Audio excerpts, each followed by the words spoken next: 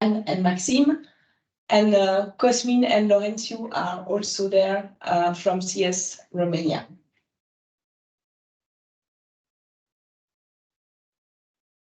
Sorry. So the outline today is this one. So we will introduce you the new processors that have been developed during the last year, and that are now integrated in the new version of the system 4.0, which is available online. And this new version will be introduced to you also today. And then we will summarize a bit where we are and what are the next steps, because even if this is the last webinar, there are some next steps. So we will try to keep it within 1 hour as usual. This is recorded, that will be put online. And in terms of questions, you can, what we will do as usual. After each section, if you have questions, we will open the floor. And at the end of the webinar, we remain available to continue the discussion for those who want. So let's start with the overview of the Sen4CAP, and we'll be very short on that.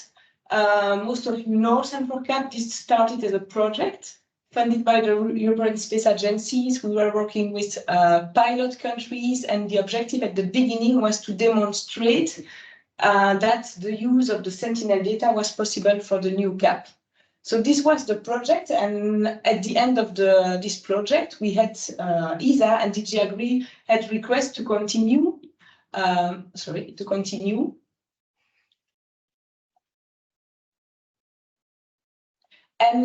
to develop the system to make it really usable by the paying agencies, to contractors, and so on. And so this is what we have done during the last 3 years now. So we have extended the number of pilot countries. The Sen4CAP system is available for download. We organized a lot of trainings, etc. And so what is the Sen4CAP system? Basically, this is illustrated here. So this is a processing system that will interpret Sentinel-2 and Sentinel-1 time series, and that will compute a lot of, we call it markers, but this is also signal statistics. And we compute these signal statistics over each parcel. And we store it in a database. And this database is growing over time because the statistics are computed for each acquisition along the monitoring period. Within Sen4CAP, we have some dedicated products that are available. This is what we call processors. So here, these are 3 processors which are illustrated, but there are 2 new ones which will be added today. So we have the crop type map, grass and mowing detection, and the monitoring of the harvest and the agricultural practices during the winter season.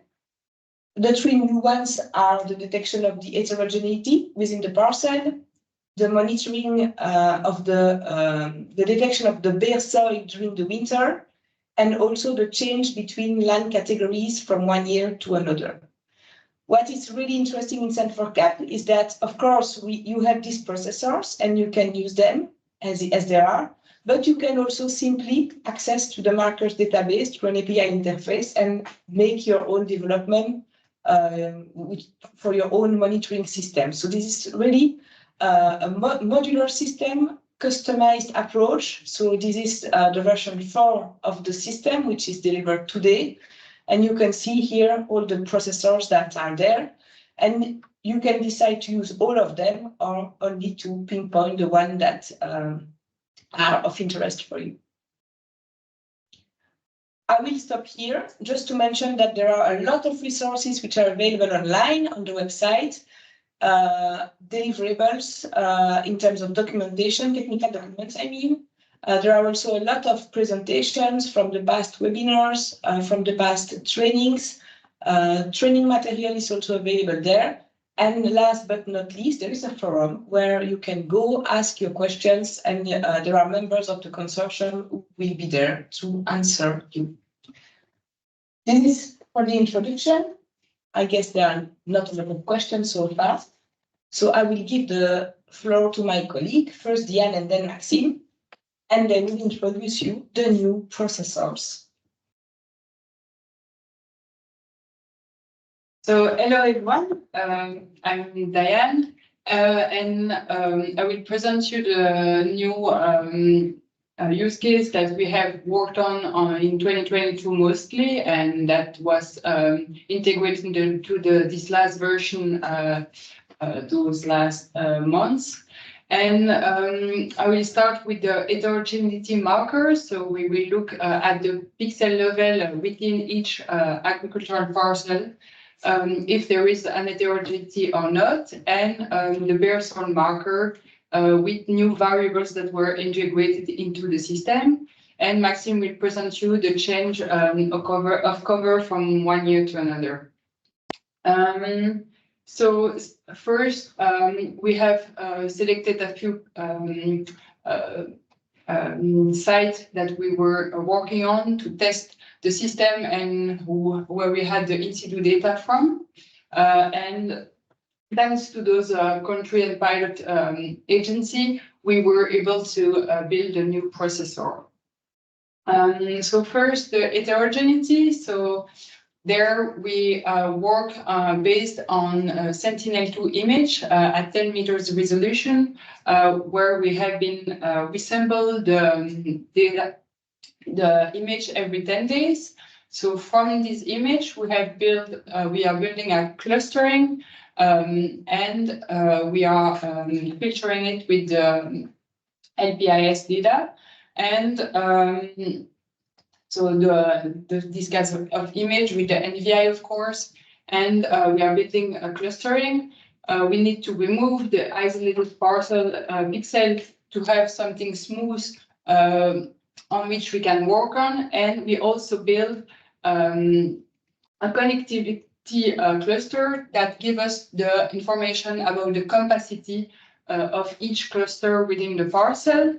And we will then answer some questions such as the number of cluster we have within the parcel, the difference of NDVI between each cluster in the parcel, or if the cluster are compact or not.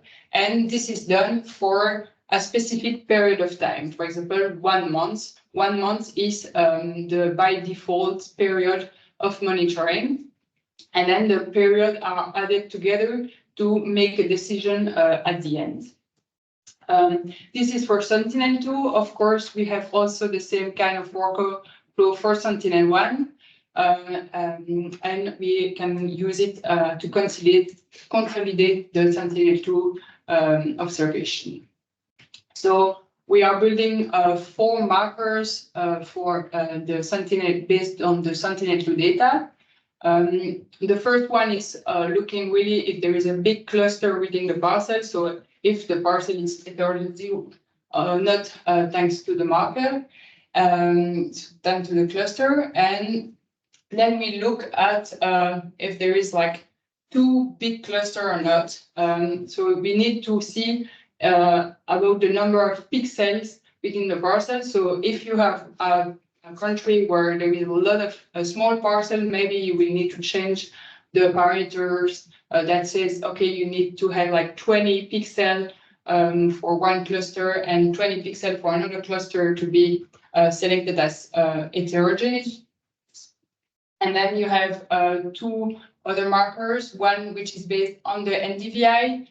So if you have 2 clusters that are quite different in terms of NDVI, the marker will be put as 1, and same for the capacity. So if the capacity is above a certain threshold, we say that it's heterogeneous.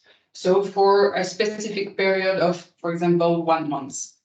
There is also markers on the Sentinel-1 clustering that can be added to confirm the Sentinel-2 observation.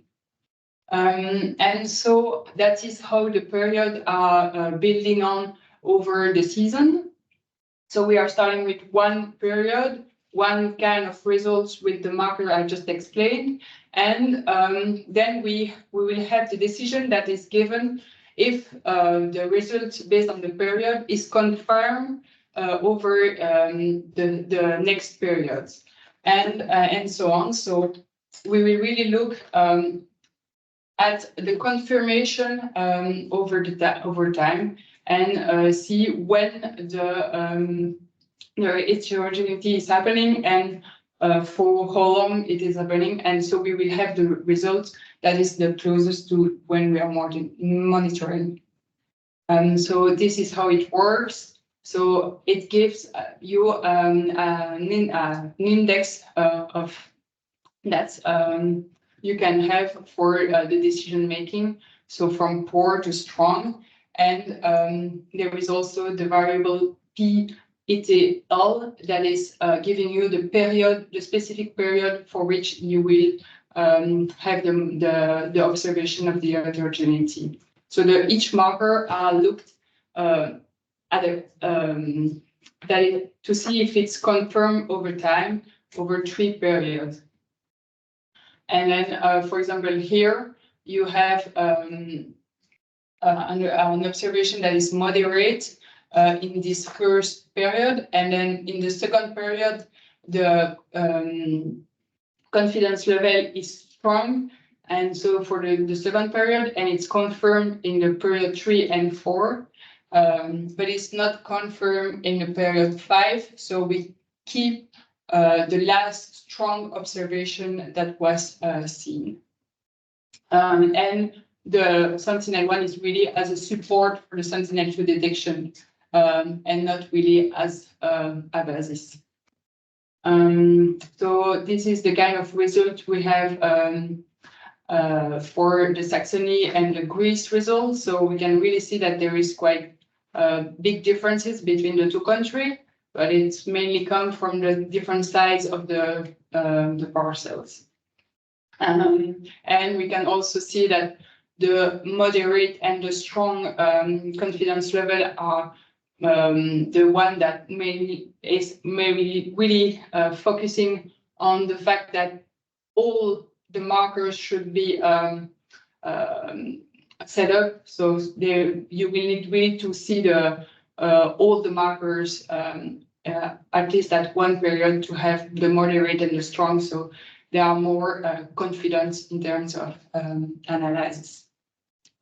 So this is the kind of example you can have in Greece. So that we have also put the NDVI to see that this is the difference of NDVI within each cluster, which is quite interesting to have for as a marker. And the Sentinel-1, which is useful, it can be useful, but it's still not really a big asset for having direct information, but more as a confirmation. So if you have any question, do you not hesitate to ask them in the chat, or no, or are there any questions? You can unmute yourself. We are not a too big group, so if you have questions, just unmute and.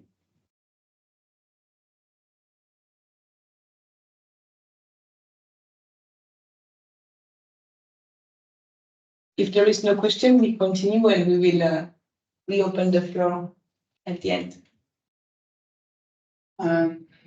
So yes, do not hesitate to use the chat if you have any question. So I will continue with the bare soil. The bare soil is also first based on Sentinel-2 time series, but here we will work on each available date of observation, so of acquisition of the Sentinel-2 image. So at each acquisition, we will use the Sentinel-2 data to build a random forest, and the random forest will give us information about the confidence level on the bare soil or non-bare soil at each date.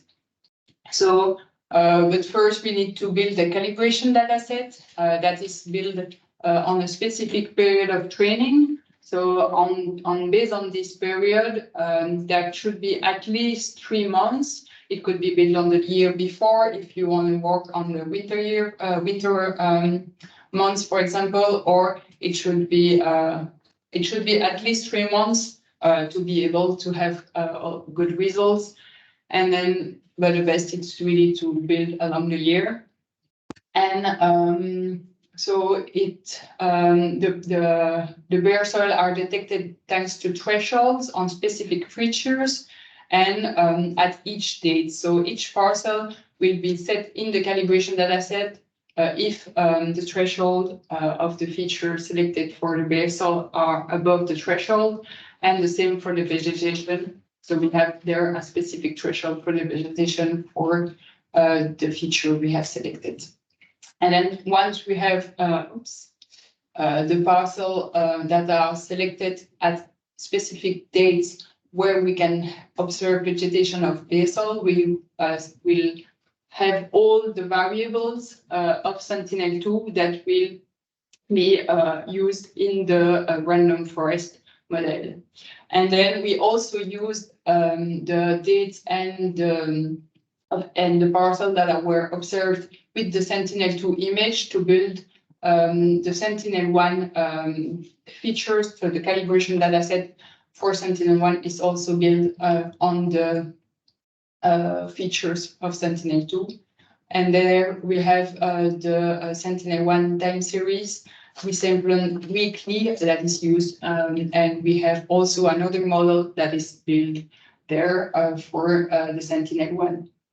So now we have at each date of Sentinel-2 a detection of bare soil or non-bare soil, and we can see where when the bare soil are happening. But now we need to build a time series analysis, and some marker are used for that in order to see when exactly the bare soil is starting and when it's finishing. And then we will see the confidence level of each period of bare soil. So each dot here is an observation, a result from the random forest, and based on the confidence level, the color evolves. So here orange is like bare soil detected, but not a really strong one. But here first we will have, like, for example, a bare soil that are appearing. So we have a first observation strong of bare soil. So we can see that the starting of the bare soil period. And then we have a confirmation of this observation. And so we will have a stronger confidence in the detection, and the markers 2 and 3 are there to really help you in terms of confidence in the detection for the start of the season. And then for we will look over the time, see when then the period is finishing, and so we will have to look at the period, the prediction of non-bare soil, so the vegetation, in order to finish the period of bare soil. And we also have other markers that give information then on the end of the bare soil period. And so we will look over 2 months after the end of the period to see if there is still vegetation or not. But another period of bare soil can start after the period of vegetation, and the algorithm is starting again to see if there is another period of bare soil. But of course, at some point, you cannot have image until like the end, so you can have periods that continue over time. So this is the list of all the markers that are used. As I explained, there is like first a marker 1 that is set up based on the first observation, and then the marker 2 and 3 are there to really see if there is a confidence that is confirmed, and the marker 3 is more subtle and will also have information if there is like non-bare soil observed in the period of bare soil. And the marker 4 to 6 are related to the end of the bare soil period. And this is all the confidence level you can find in the marker of the bare soil detection. And this is the kind of results we observed in Czech and Sweden.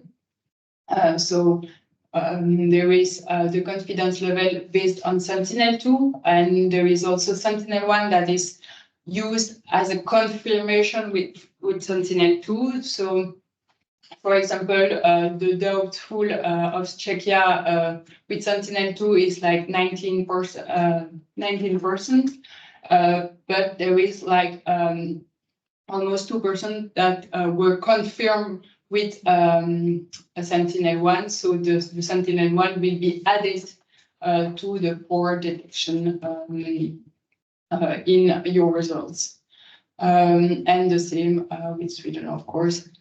So you will have really a confidence level that is based first on Sentinel-2, but if there is a confirmation with Sentinel-1, the confidence level will be leveled up thanks to the Sentinel-1 data. And this is the results with all the variables you will find in your output. And you will have really the period where you find the bare soil, if there is, if it's with Sentinel-2 and with Sentinel-1, or is it with just Sentinel-2. And you will also have the number of days in total over your monitoring period that were observed at bare soil or not. And this is a new work of a colleague of mine that is looking at the end of the catch crop period. And so she's looking at the period where we can really see that she's also looking with the N4C, so the agricultural practices, and we can really see that the cover crop that were detected with the N4C is also so not detected with the bare soil, but we can observe the detection, the end of the cover crop with the bare soil at the beginning of the season that was detected with the bare soil detection and confirmed with Sentinel-1 too. So that was everything I wanted to say for the bare soil. So if you have any question on the bare soil, do not hesitate. And I will give the floor to Maxime for the change detection.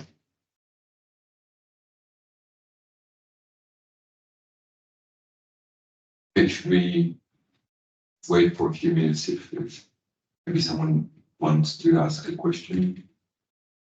Any urgent question now? If not, we continue with Maxime. Okay, so the last use case we've been asked to work on is the detection of change between the three main agricultural categories are net crop, arabland, and permanent grassland. And so that's the last work that the last use case we developed with three different regions.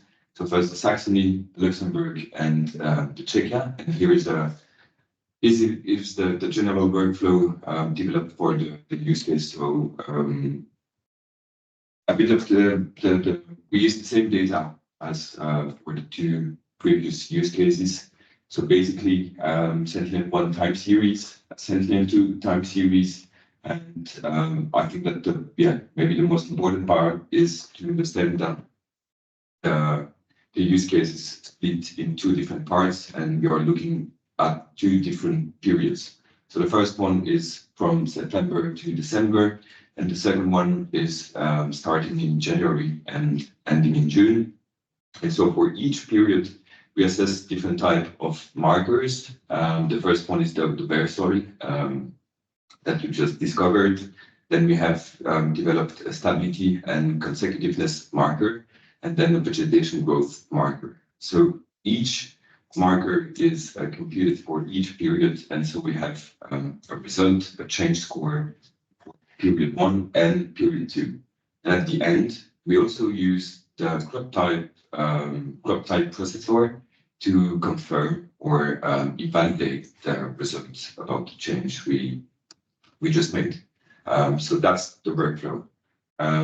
If we go to the first step of the process, we have to standardize the LPIS that we are using, LPIS or GSAA, so Farmer's Declaration, from a year to another, because you know now that's the 14th webinar that Sen4CAP is working from the 1st of January till the end of the year. And so if you want to go across this critical period, the winter, then we have automatically to standardize the LPIS and only to work with the plots that don't change in geometry, because for the moment the system works like this and we cannot handle that kind of change. So by doing this, we reduce a bit the size of the data set. Like 15, we lose approximately 15% of the whole parcel. But what's important to see on the slide, it's small, sorry, but that's the proportion of change from a year to another. For Luxembourg, Saxony, or Czechia, we have less than 1% changes per year. And so it remains a very little amount of parcels to work with. And I think it's important to mention it because it was the most challenging part of the development of this use case. We can go to the explanation on the markers. That's the first one. So it's related to the vegetation growth.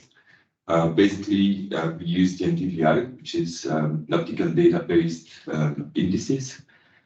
And it gives us quite a good overview of the vegetation growth.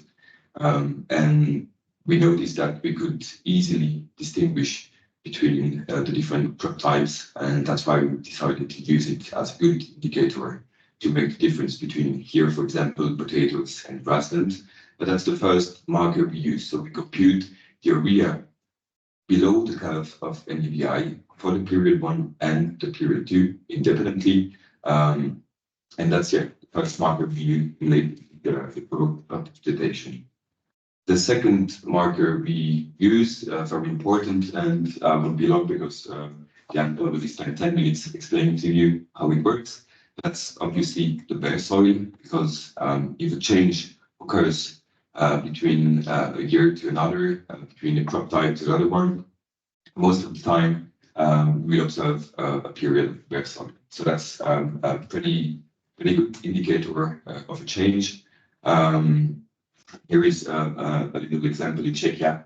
You can spot quite easily the period of bare soil. And so the indicator, the marker, is based on the number of days of bare soil in period 1 and in period 2. And if we go now to the last two markers, the vegetation stability and the outlier consecutiveness, it's based on the LAI, so the leaf area index, another optical-based index.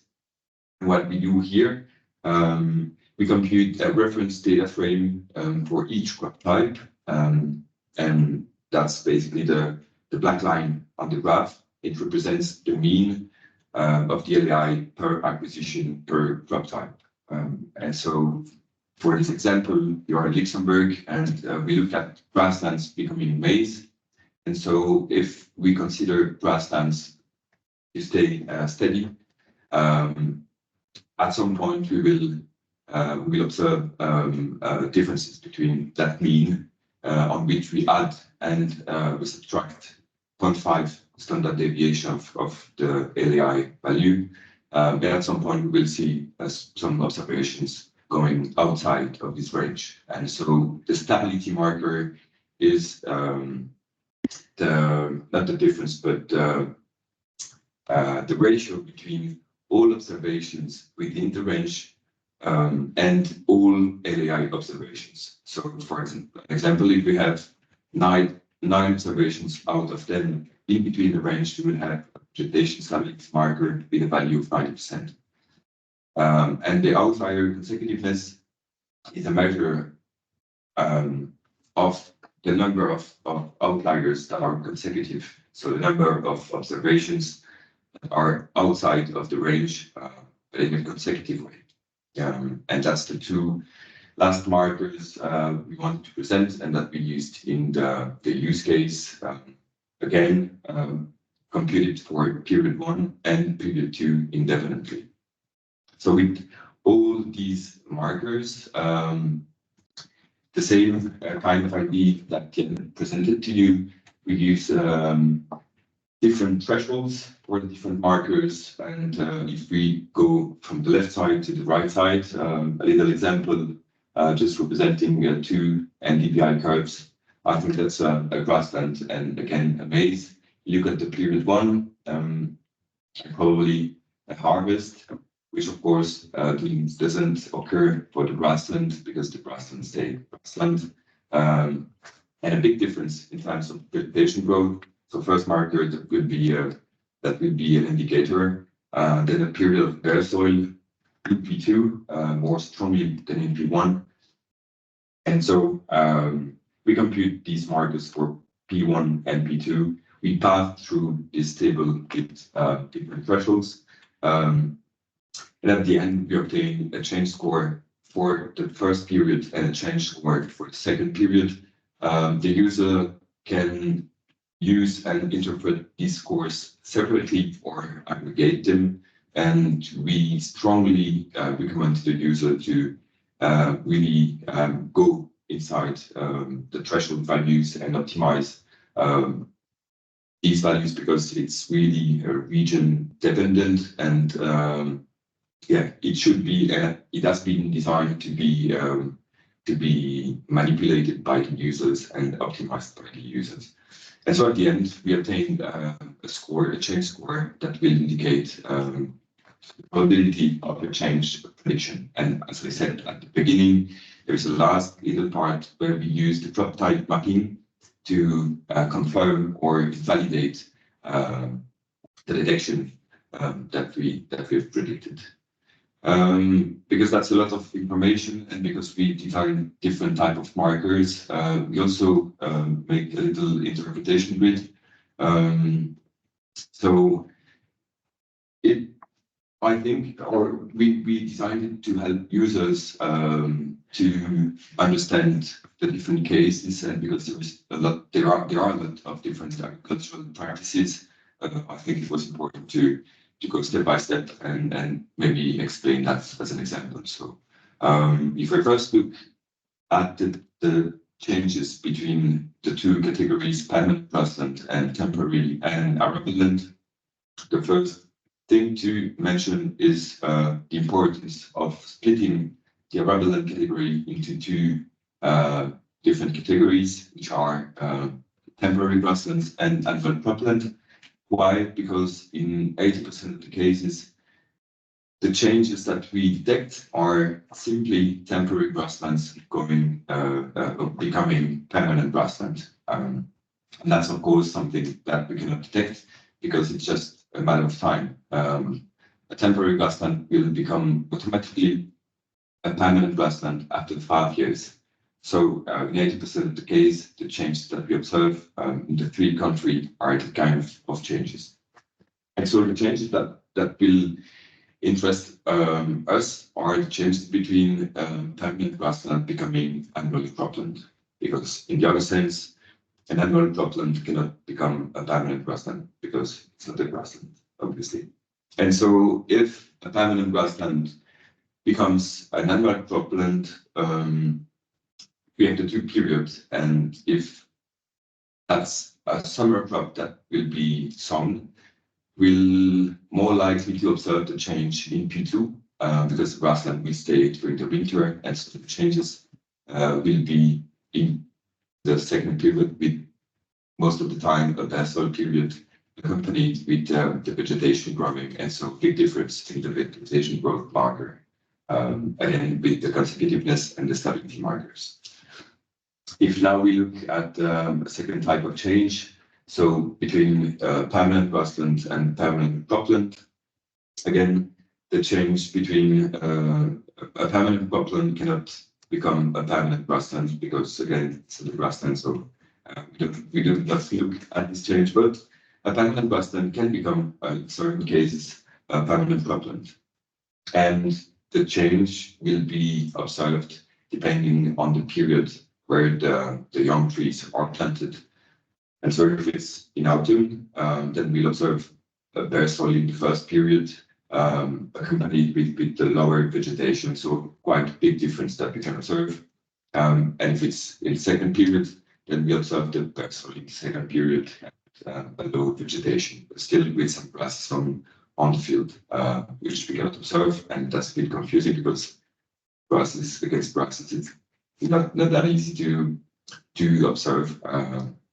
But now there is the last changes. So between arableland and permanent cropland, and again it's a matter of time, and it depends on the crop that will be sown. If it's a winter crop that's sown after permanent cropland, then we observe all the markers in the first period, so with the bare soil, the vegetation growing, etc.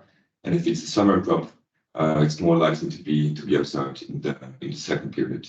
Again, we can also observe another crop becoming a permanent cropland, and then the change will occur depending on the time of the harvest. And yeah, that's it. I hope it was clear enough. We'll have this grid after, and if you have some questions, feel free to ask. Thank you, Maxime. Thank you, Liane. Any question from the audience or comment?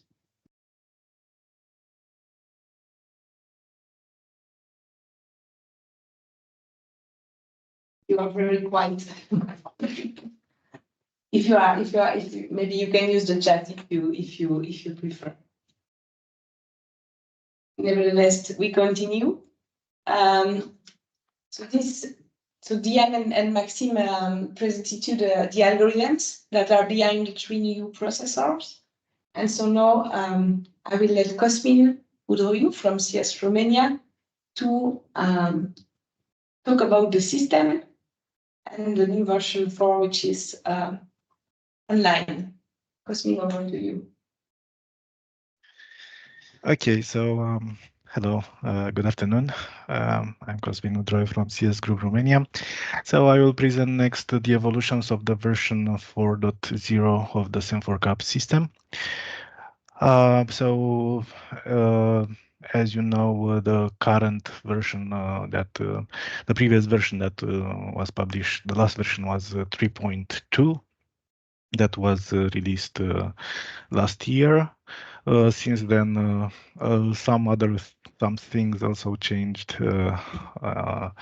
in terms of data sources. So we try to come with some updates for that too.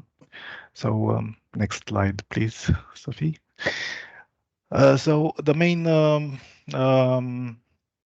evolutions of the Sen4CAP version 0.40 are of course the addition of the new 3 processors, the bare soil processor, the change detection processor, and the heterogeneity processor, which are now available in the system both to be executed from the as automatic job from the dashboard or from custom jobs. But besides this, the system also has several new updates. One important update is that for new installations of the system, we upgraded the PostGIS from version 11 to version 16. this is because it's a more stable and updated version, but we also encountered some during the last year some issue with version 11. So we noticed that in version 16 of the PostGIS, these were corrected. In this moment, we do not support yet the automatic update when upgrading the Sen4CAP from version 3.2 to 4.0 of the PostGIS version because we still have to make some tests, but soon we will come with a procedure for the users that want to move to the latest version of PostGIS, or even a script that will do that, but we will not add it in the automatic upgrade of the script of the system. Another important addition, feature that we added to the Sen4CAP 4.0 is was actually due to the fact that Sci-Hub was no longer available, but the Copernicus Data Space Ecosystem, or DAS, became available. So we added a new data source for Copernicus DAS and removed the Sci-Hub data source. And as a backup for situations when maybe there are some changes in the Copernicus DAS or in the API and things that can occur during operation, we added the data sources for Luxembourg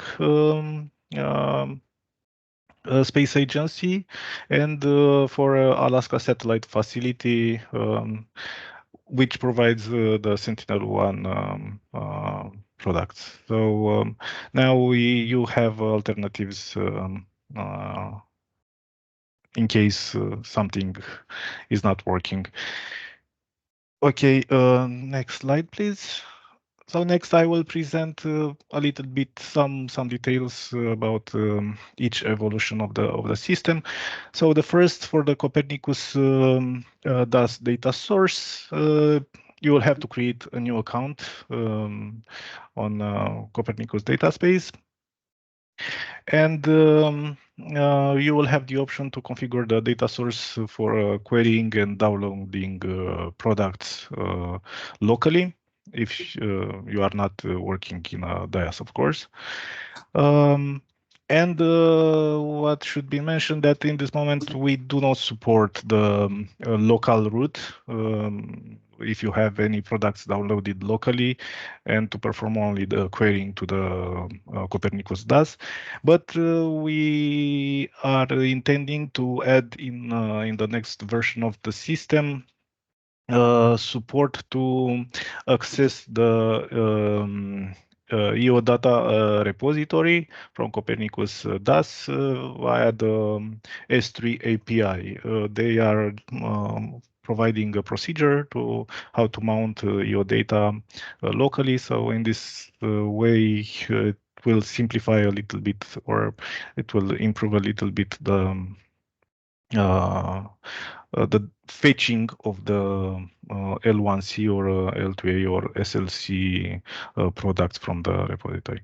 Similarly, for the LSA data source and Alaska Satellite Facility data source, you will have to create some accounts on their websites. Next slide, please. Okay, so concerning the new added processors for the bare soil processor and the heterogeneity processor. So the bare soil processor is receiving as inputs, as already described, the market database 1 product. So, and the market database L4A star main. Here it is a small error, is not opt, it's main.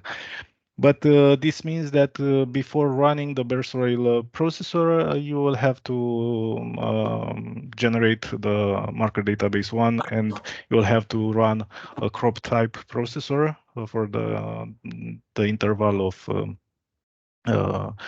monitoring, and then you can invoke the processor through the custom jobs or from the dashboard by providing, in the case of custom jobs, the start date and end date for the uh, detection period.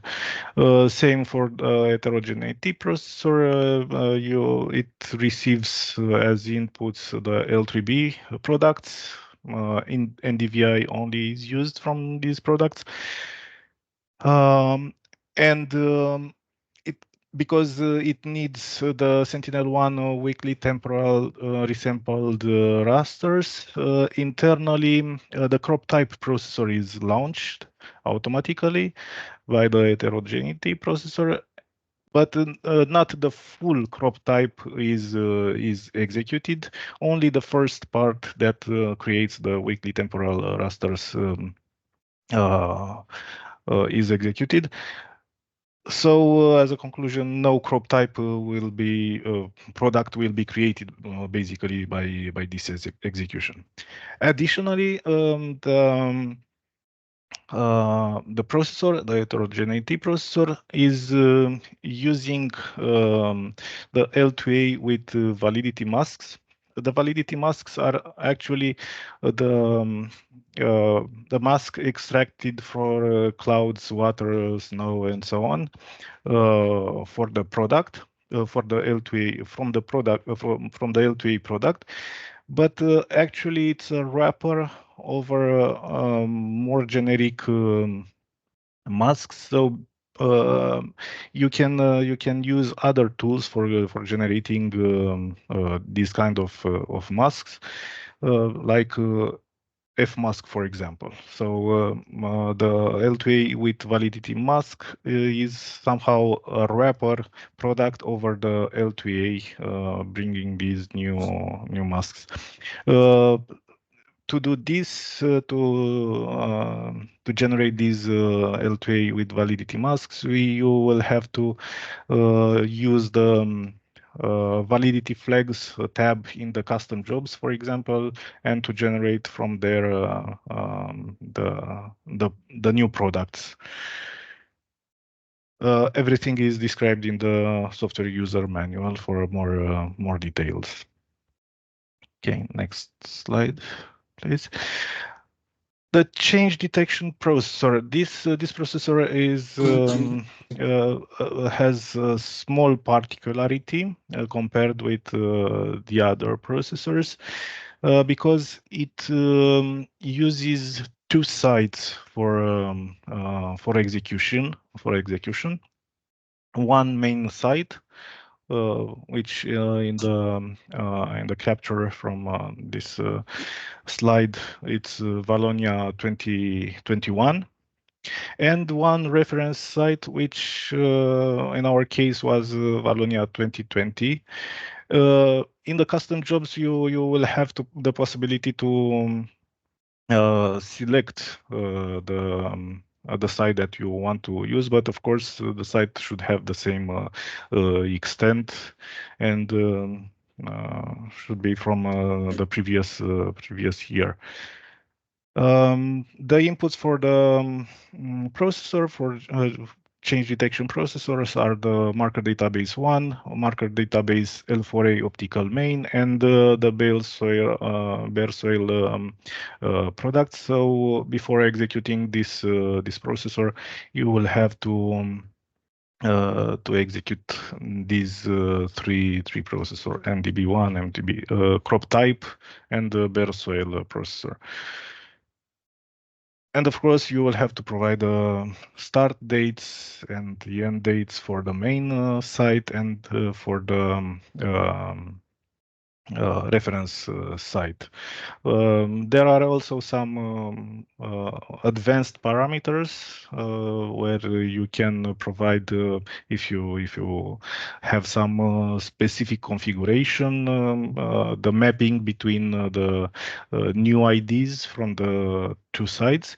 But by default, the system is detecting the mapping between the parcels and does this job automatically.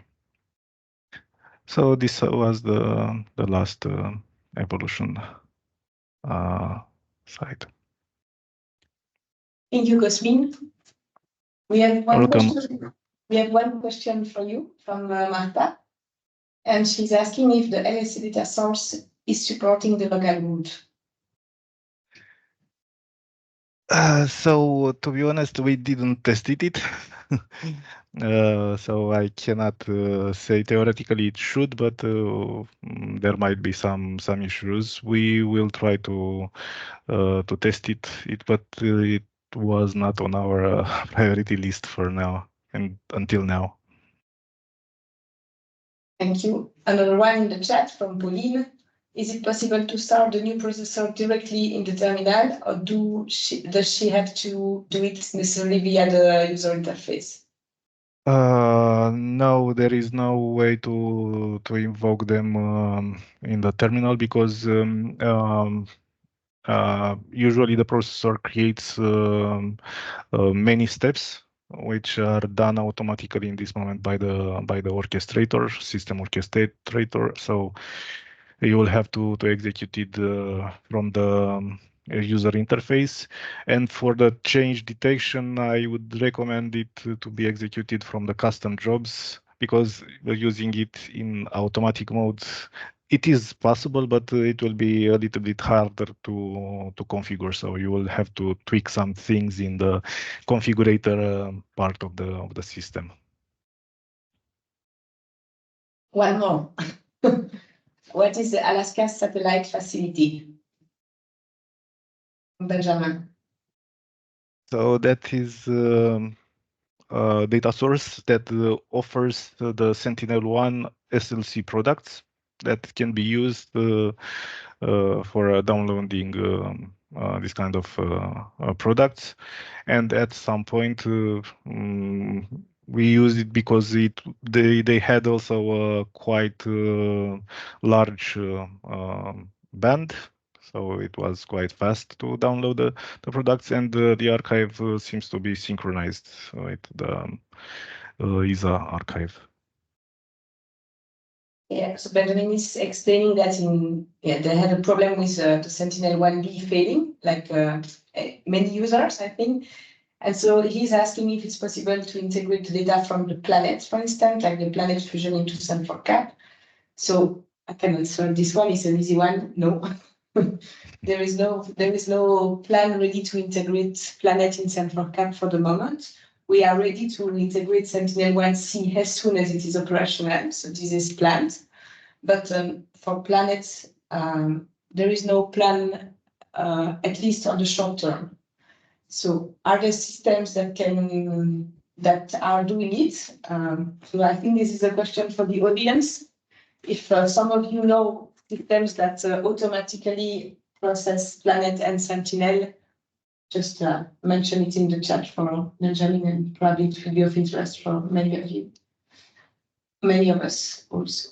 One more question for you, Cosmin, again from Marta. Which OS is needed for the new Sen4CAP version? And I guess the question which goes with it is the migration for the new OS. Yes. Yes, for version 4.0, there is still the version CentOS 7 that is used, but we are working on moving on other operating systems, like Rocky Linux maybe. But for this version, it's still CentOS 7. Thank you. I have one more question. In fact, the first one from Corina was asking what is the exact number of Sen4CAP. So this is a very complicated question. because there are many types of users of Sen4CAP. So we know that there are paying agencies that are using Sen4CAP for their monitoring system. Obviously, Sen4CAP is not covering all the aspects of a full area monitoring system. So it cannot be, and it is not the purpose of Sen4CAP to be the only tool for the monitoring system. So it can be a part of the system. Another type of users, and I think this is most of the users who are belonging to this category of users, these are users who have been testing Sen4CAP, testing the algorithms, and then adapting, adjusting the algorithm and using it for their own monitoring system. So when we have implemented Sen4CAP, and again, this was the logical for the last processors, so we have the objective to develop something that is robust enough to be operational in many contexts. So working in Luxembourg, in Sweden, in Germany, in Greece. So there are different contexts, completely different contexts, but our ambition is to have something that could work in this variety of contexts. But of course, then there are some tuning that need to be done from the users. And so this is why we have many users who have tested Sen4CAP, and when there was a good idea working for them, they just adjust it or they get inspired to develop their own monitoring system. So we have users, so the number of participants today for the last webinar is a good demonstration of that. The forum also, you can find the activity we have, but this is very complicated to give you a figure for that. Okay. I will come to the last section of the webinar, and then we can stay online if there are more and more questions. So the next steps. So the next step is, of course, that we will remain active on the forum to answer your questions about the system 4.0, which is available online. This is one thing. And the other thing is that there is an ITT that will be posted by ESA about what we call the Sen4CAP cloudification. And so this is Patrick Griffith from ESA who will be in charge. And Patrick shared with me this slide just to inform you. So the European Space Agency has funded the project during several years.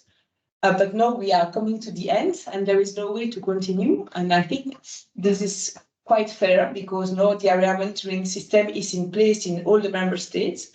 So we are at the end of the project, but Sen4CAP is a success story because we have users and we want to have a midterm or long-term perspective for these users. And so the intention of the European Space Agency is to initiate this long-term perspective by providing a Sen4CAP cloud readiness solution. So Sen4CAP, like they say, information as a service.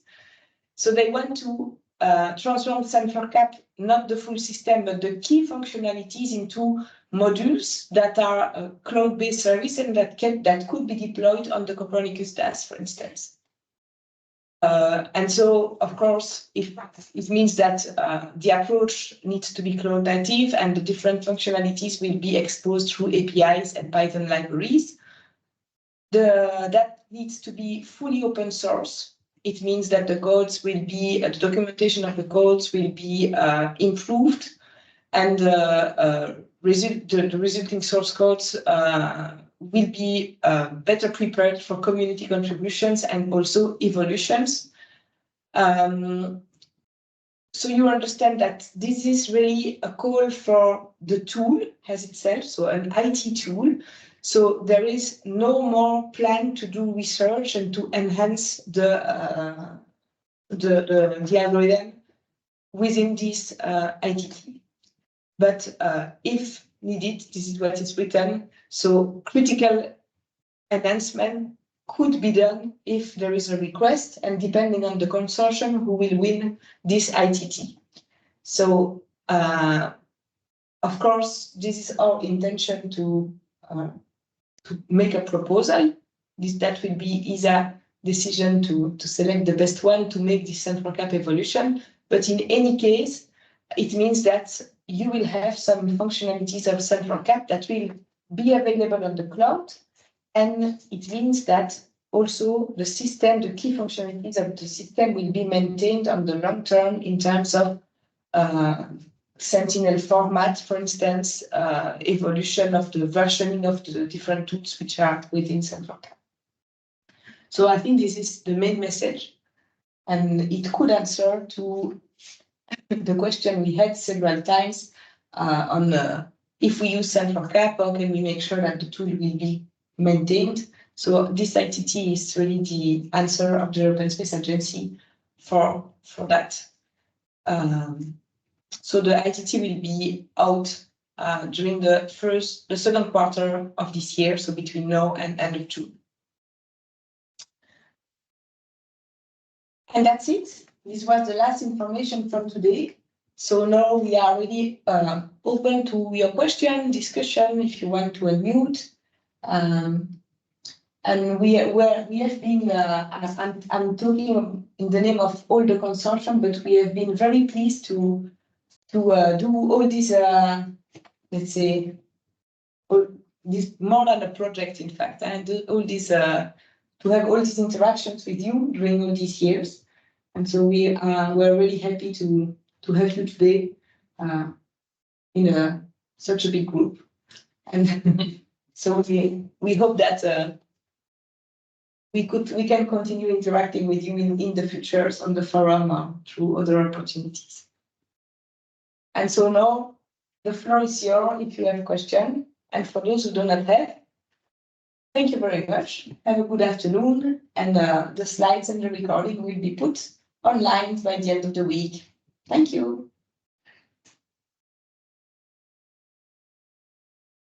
And those who have questions, do not hesitate. We will remain online for a few minutes. Hello, can you hear me? Yes. My name is Patrick Enzo from Luxembourg. Thank you for the presentation. It was great. I just have one question. So there will no longer be a standalone version of Sen4CAP, right? In the future. Yes, so the version 4, but only the cloud version of the applications. The version 4 is a standalone version of the Sen4CAP.